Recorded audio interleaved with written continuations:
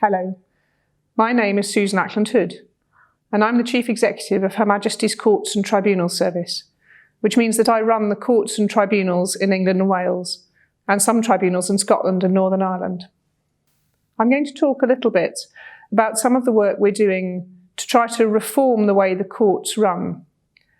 And I'm also going to reflect on some of the things that I've learnt here in India and some of the opportunities for sharing and developing more work on reform in the legal system together. I took over the Courts and Tribunals Service a little less than 3 years ago, and we were just at the very beginning of an ambitious programme to modernise and reform our court system.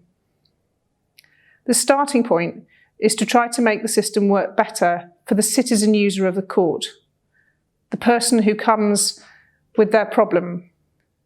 And we always bear in mind that people coming to court usually appear at times of great moment in their life. It's obvious in the criminal courts that people don't usually come to us unless something very powerful is going on. But it's also true in our civil and family courts and in our tribunals. People don't come to the law lightly. When they have a problem that needs the intervention of the courts, it's a matter that touches hearts, minds, pockets too, of course. And that means that it's vitally important that the system treats people properly and thinks about their needs. Now, sometimes it can look to people as though the system that we have has been developed more for and round those who work in it than those for whom it should be working. I have great respect for the traditions of our system, and the principles that underpin it are enduring and valuable. But one of the starting points for our reform programme has been that our processes don't need to be as old as our principles, that we can think differently about how we do things, that we can make the system simpler, more intelligible, more streamlined, and more effective. We also think that we can make the system more efficient, work more quickly for less resource, use fewer people to process cases in a long-winded way. So what are we trying to do? Well, we're trying to take cases out of court that don't need to be there, things that could be managed more simply, or procedural hearings that are just there to set up the next hearing or think about how we might go forward. We're also trying to offer people genuinely new routes to justice, different ways of solving their disputes. And we're working with many other countries around the world who are exploring opportunities for online justice. Doing things digitally isn't ever an end in itself, though. It's always a means to an end, something that is there to try and serve people better. What does this mean in practice? Well, I'll give a couple of examples that just illustrate the kind of work that we've begun to do. If you take, for example, the process of applying for and gaining a divorce. In England, about 98% of these applications for a divorce are uncontested. In other words, the two parties involved are both content to divorce one another. And yet, not even going into the realm of what the law says, the processes we asked people to go through were long-winded and complicated. We had a 15-page form full of legal language. You had to be able to understand the difference between your habitual residence and your domicile in order to fill in our form correctly. And as a result of this, for about 40% of those people applying for a divorce, we would send the form back for them to fill in again because they had got parts of it wrong. Imagine being in the middle of your divorce. Is there anything you want less than for some bureaucrat to tell you that you filled your form in wrong and you have to do it again, even though you and your partner both agree that this is the right course of action for you? So we looked again at how this system worked. We tried to translate the questions we asked into normal language that people can understand, to think about whether all of the questions were really necessary. We continued, of course, to use lawyers and judges to make sure that the underpinning of the system was legally correct. But we built the form of it, the process, the way the questions was asked, around the needs of the person using the system rather than its administrators.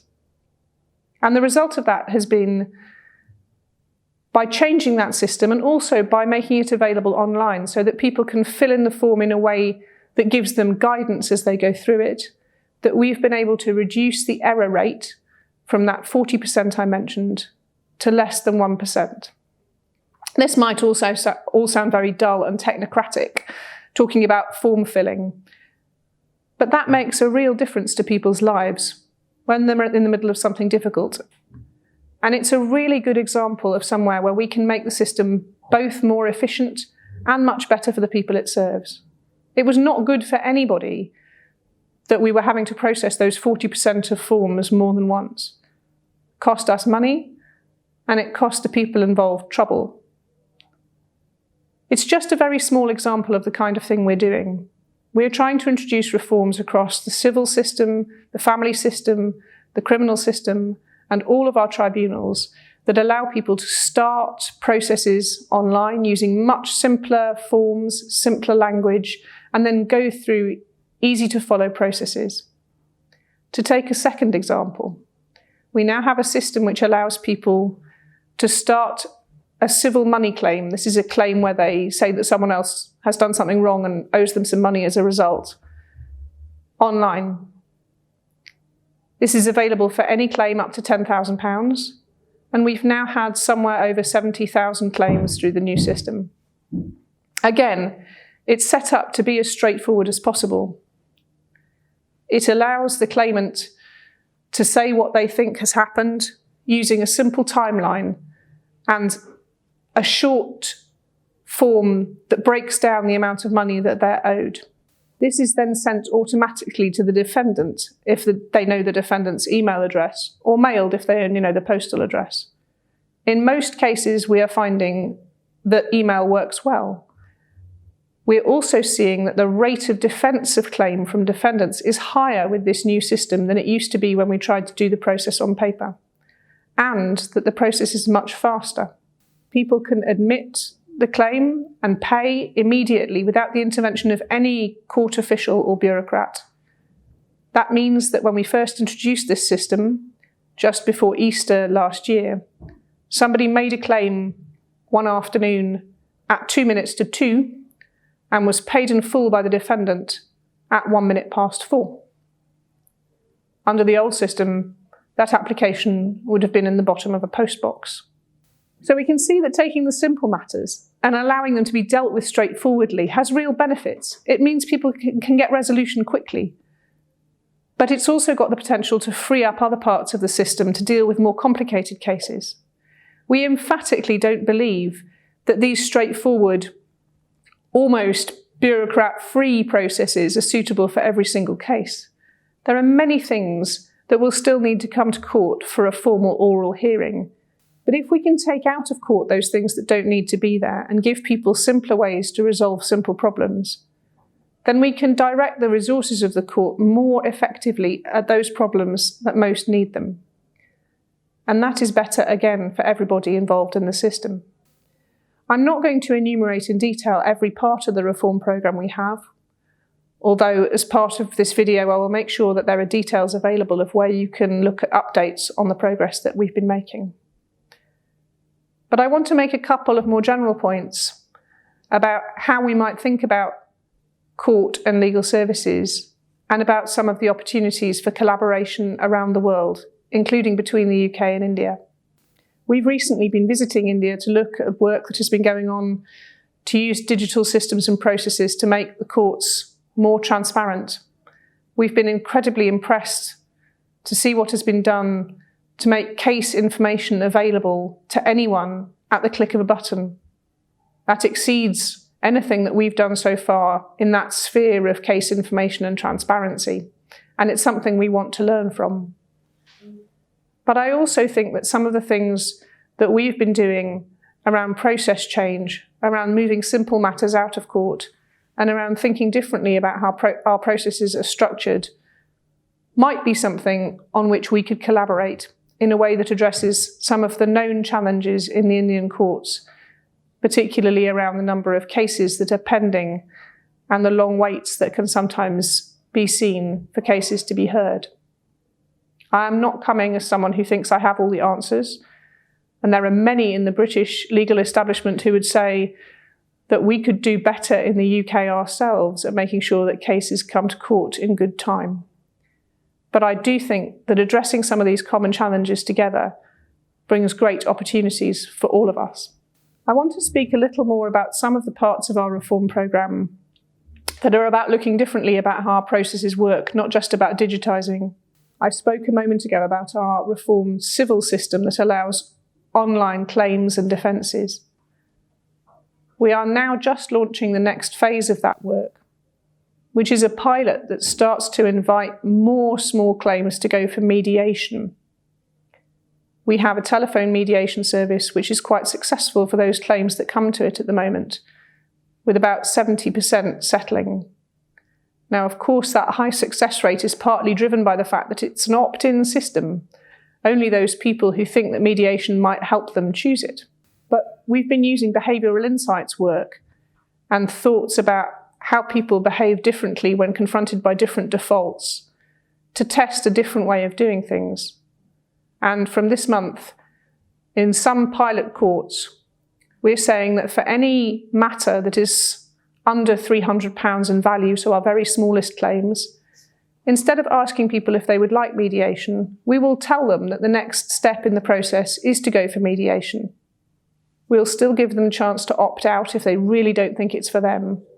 But a lot of the behavioural insight literature suggests to us that most people will follow the default path in a process, and that by making mediation the default, rather than a court appearance the default and mediation a choice, we may well be able to see more cases settle to a mediated outcome, which is often quicker for people and can give them outcomes about which they feel more comfortable. We'll see how our pilot develops. One of the fundamentals of our reform programme is that we should be constantly learning.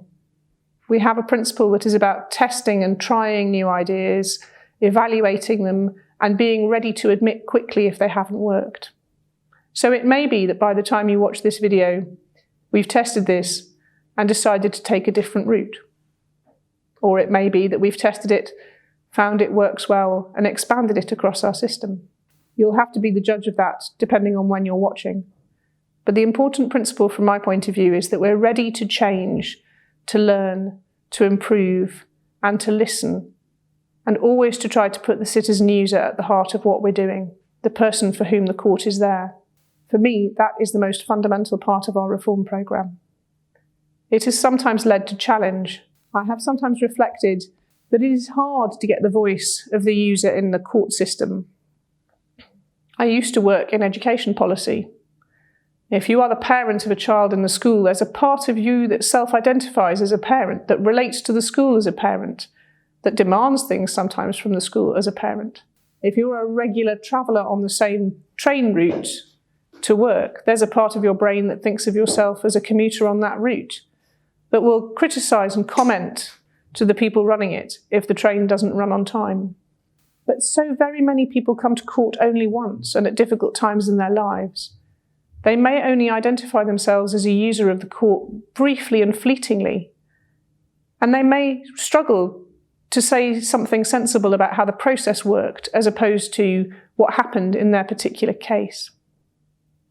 Conversely, legal professionals who work in the court day in and day out will always give their feedback, loudly and clearly. Their feedback's important too, but it's critical that we remember that they don't always speak for the user of the court, not because their intent is ill or because they don't represent people well, but because their experience is mediated by being experts, by being professionals, by being those who understand the warp and weft of every part of the system. And it's hard for them to see the system from the point of view of someone to whom it is new and unfamiliar.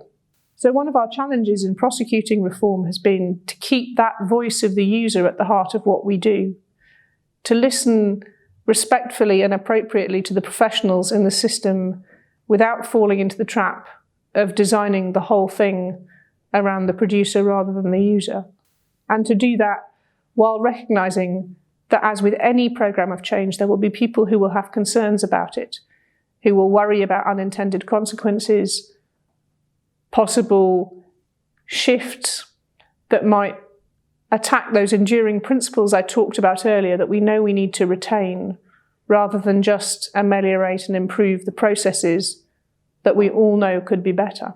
So it has not been an easy journey for us in starting the court reform programme about which I'm speaking.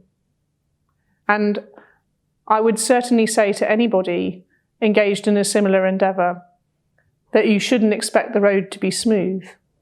But the further we go, the more examples we have, like the divorce example I gave earlier, or the one from the civil claims, that show that from the point of view of the user, we are helping to make the system work more quickly, but also in a way that is more intelligible, the more strongly I feel that we're doing the right thing, that this is a change that has power.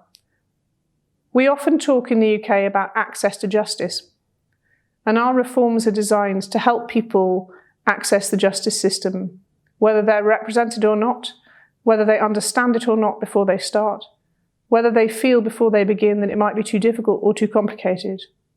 As we start to see feedback on our early services from people saying things like, "I've never done anything like this before, and I didn't know if I could do it, but your system made it so easy," the power of that starts to make me question our historic language of access to justice. Somehow, to me, the concept of access to justice makes it sound as though justice is the protected possession of someone who is grudgingly allowing that access, letting people into the walled garden.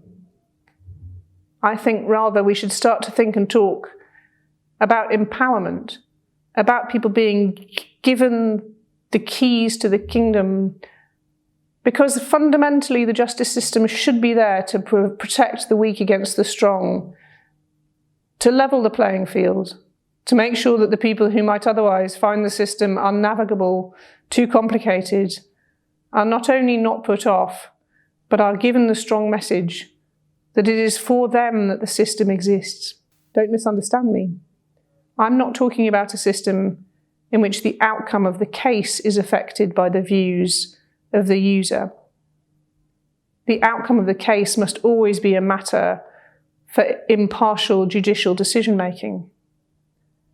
But the processes that lead to the outcome, the systems that allow you access to that impartial decision-making, should be as straightforward, as open, and as empowering as we can possibly make them. And that is the challenge we have tried to set ourselves, and that we are trying to meet.